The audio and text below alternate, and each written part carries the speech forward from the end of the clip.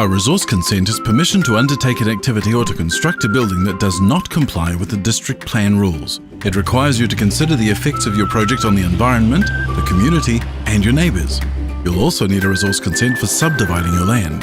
A resource consent is different from a building consent, which covers how something is constructed to comply with the Building Act.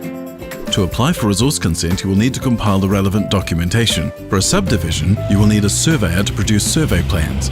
Otherwise, the plans would usually be drawn by an architect or draftsperson. One of the most important things you'll need to provide is an assessment of the environmental effects, an AEE.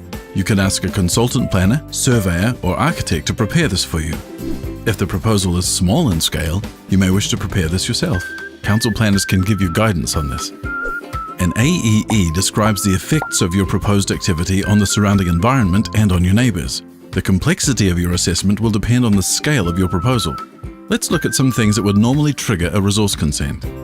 Andrea wants to extend her garden area and needs to do some earthworks at the back of her property. In her assessment of the environmental effects, she details how they're going to landscape and build a retaining wall to protect the bank from slips and reduce the visual effects.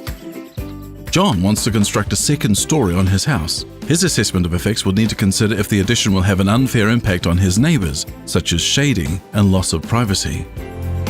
Susie wants to open a childcare centre. She will need to identify and assess any potential effects such as noise and traffic. She may put up acoustic fencing and provide a traffic management plan to mitigate adverse effects of noise and traffic. If you think that your activity may have an effect on your neighbour, then you should seek their approval. Council will assess your proposal and then visit your property. They will assess the effects on your neighbours and the surrounding area. If you have provided your neighbours written approval with your application, then the planner will not need to consider if they are affected.